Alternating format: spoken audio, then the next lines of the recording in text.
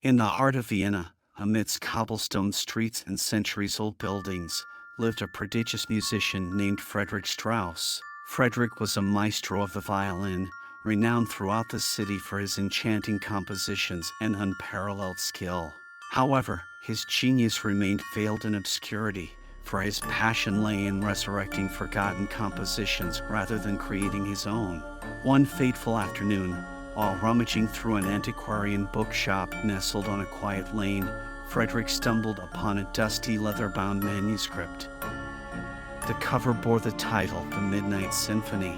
Its pages were filled with intricate musical notations, an elegy of haunting beauty. The bookseller told Frederick that the piece had been composed by a forgotten virtuoso named Lucius Dorian, whose life had ended in tragedy. Dorian had written the symphony as a requiem for his beloved wife, but upon hearing its ethereal strains, she perished mysteriously. Racked with grief, Dorian believed the music held an otherworldly power, and he locked the score away, declaring it forbidden for eternity.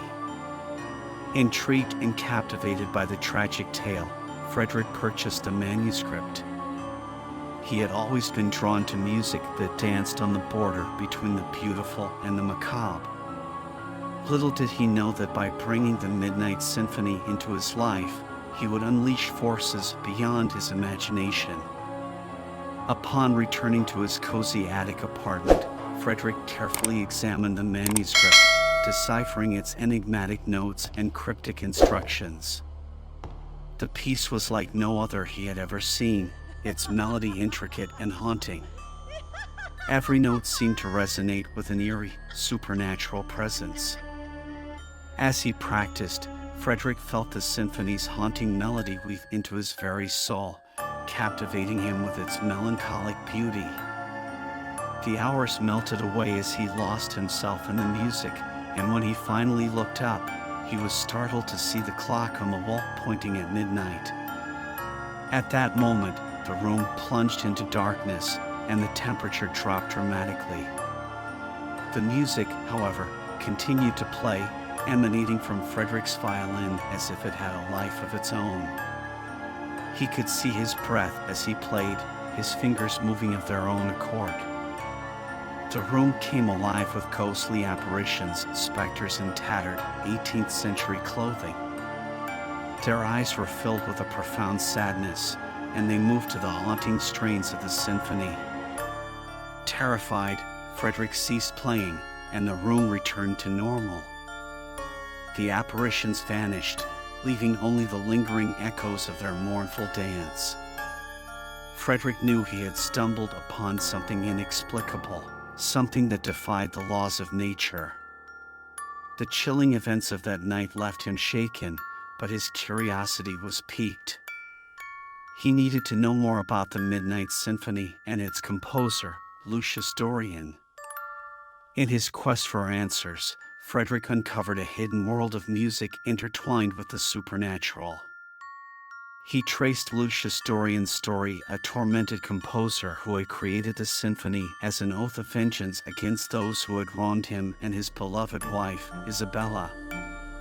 Dorian had discovered that when played at the stroke of midnight, the music summoned vengeful spirits who exacted retribution upon those who had caused harm.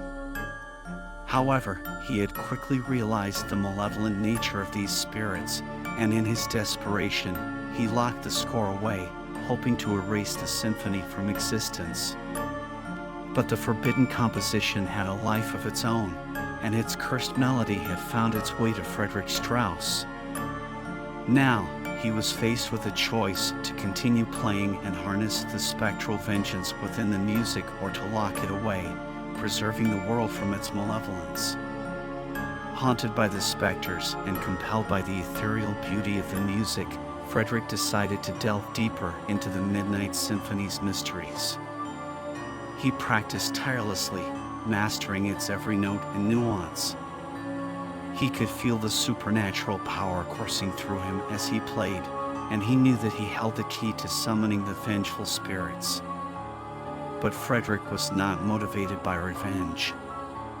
Instead, He was driven by a desire to understand the music's true nature and to find a way to free the tormented spirits from their eternal torment. He believed that by mastering the symphony, he could gain control over the vengeful spirits and use their power for a greater purpose.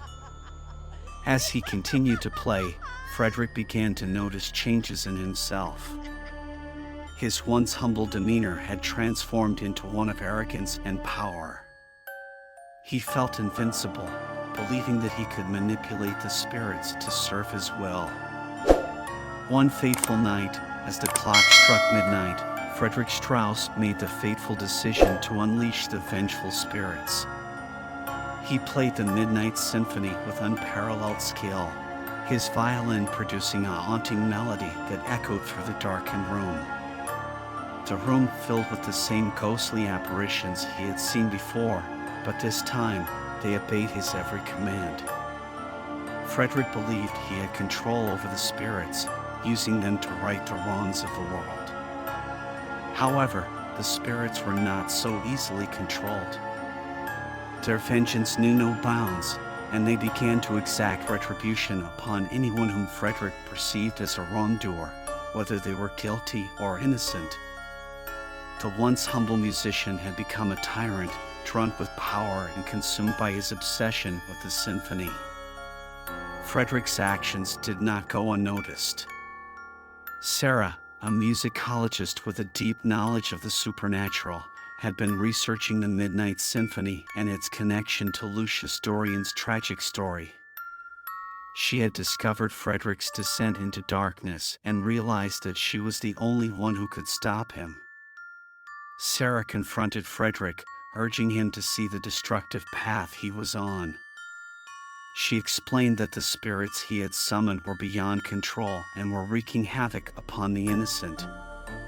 But Frederick, blinded by his own ego, refused to listen. The battle for redemption raged on, with Sarah and Frederick engaging in a musical duel. The room trembled with the power of their music, and the vengeful spirits were torn between their commands. The very fabric of reality seemed to fray as the symphony played on. In the end, it was Sarah's unwavering love for music and her understanding of its deeper, transcendent nature that triumphed. She played a counter melody, one of hope and forgiveness, that resonated with the vengeful spirits. As her music filled the room, the spirits began to dissipate, their anger replaced by a sense of peace. With the darkness that had shrouded the Midnight Symphony lifted, life in Vienna returned to a semblance of normalcy. Frederick Strauss, once a brilliant but misguided musician, withdrew from the world of music altogether. He lived in solitude, haunted by the memories of the vengeful spirits he had unwittingly unleashed. Sarah, on the other hand, became renowned in her field for her work on the supernatural and the power of music. She dedicated herself to studying and understanding the forces that lay beyond the realm of human comprehension. Her research took her to the far corners of the world, seeking answers to questions that had plagued humanity for centuries. Years passed, and the legend of the Midnight Symphony faded into obscurity.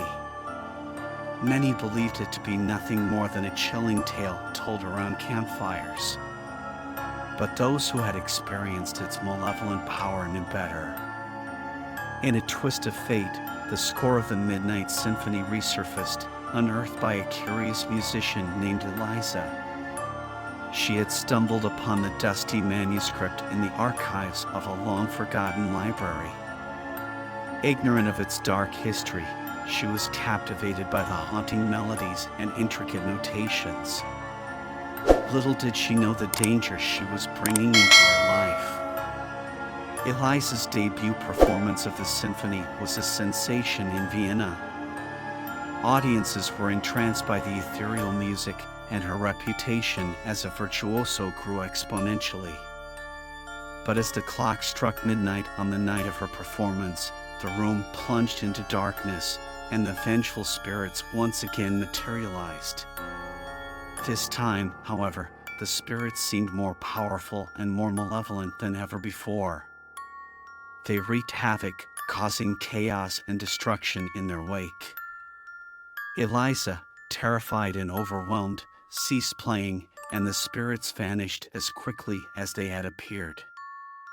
News of Eliza's disastrous performance spread like wildfire, and the supernatural community in Vienna was abuzz with speculation. Among those who heard the news was Sarah, who recognized the signs of the Midnight Symphony's return. Determined to stop the vengeful spirits before they could cause further harm, Sarah sought out Eliza. She found the young musician in a state of despair, traumatized by the horrors she had witnessed. Sarah explained the dark history of the symphony and the danger it posed, urging Eliza to join her in a quest to find a way to put an end to its curse once and for all. Eliza, desperate for guidance and terrified of the malevolent spirits, agreed to help Sarah in her mission. They embarked on a perilous journey to uncover the secrets of the Midnight Symphony and find a way to break the curse that bound the vengeful spirits to its haunting melody. Sarah and Eliza's quest led them on a worldwide journey, spanning continents and delving into ancient manuscripts and mystical texts. They sought out experts in the supernatural, consulted with scholars of forbidden knowledge, and even ventured into the heart of remote and enigmatic places where the line between the living and the dead was blurred. Their journey took them to the ruins of an ancient temple in the Himalayas, where they encountered a reclusive sage known for his wisdom in matters of the supernatural. He revealed that the Midnight Symphony was a creation of dark magic, a spellbound composition crafted by a malevolent sorcerer centuries ago. To break the curse, they would need to find the sorcerer's hidden tome, which contained the incantations to sever the connection between the music and the vengeful spirits. With the sage's guidance, Sarah and Eliza embarked on a treacherous expedition deep into the Himalayan wilderness.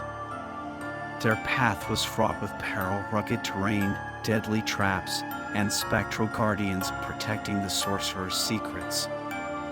After weeks of arduous and dangerous travel, Sarah and Eliza reached a hidden cavern high in the mountains.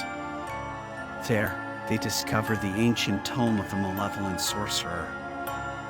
The book was filled with dark incantations, incriminating illustrations, and instructions for the creation of the Midnight Symphony. As they attempted to decipher the incantations that could break the curse, they were suddenly confronted by the vengeful spirits themselves. The apparitions, enraged by their intrusion, surrounded Sarah and Eliza, their eyes blazing with anger. In a desperate bid to protect herself and Eliza, Sarah began to play a counter melody, a hauntingly beautiful composition of her own. The music resonated with the spirits, drawing them away from their vengeful intent. Sarah's music became a bridge between the world of the living and the spectral realm, allowing the spirits to express their anguish and find a measure of peace. As Sarah played, the spirits began to dissipate, their ethereal forms fading into the darkness. They had been granted a reprieve from their torment, and they vanished, leaving behind an eerie silence. With the vengeful spirits gone, Sarah and Eliza turned their attention back to the sorcerer's tome. They deciphered the incantations that could break the curse of the Midnight Symphony, severing its connection to the world of the supernatural. With great trepidation, they performed the ritual, invoking the ancient magic contained within the book. The symphony's dark power waned, its malevolent influence dissipating like a dissipating storm. As the final notes of the cursed composition faded away, Eliza played a new melody, one of hope and redemption. The room filled with an otherworldly light, and the sorcerer's tome disintegrated into ashes, its dark secrets forever banished. The curse of the Midnight Symphony had finally been broken, and its haunting melody was silenced forever. Sarah and Eliza returned to Vienna, where they shared their harrowing journey and the tale of redemption with those who would listen. Eliza, forever changed by her experience, used her newfound knowledge to create music that celebrated life, hope, and the human spirit. Her compositions captivated audiences around the world, and her talent was hailed as a force for good. Sarah continued her research into the supernatural, dedicated to understanding the delicate balance between the living and the dead. She knew that there were mysteries that could never be fully explained, but she was determined to uncover the truths that lay hidden in the shadows. And so, the Midnight Symphony, once a curse that brought terror and suffering, had become a symbol of redemption and the enduring power of music to transcend the boundaries of the mortal world. Sarah and Eliza's journey had proven that even in the darkest of circumstances, there was hope and the promise of a new beginning. I'm an icon, man. I'm a girl about a 10. I should fuck her in the Benz.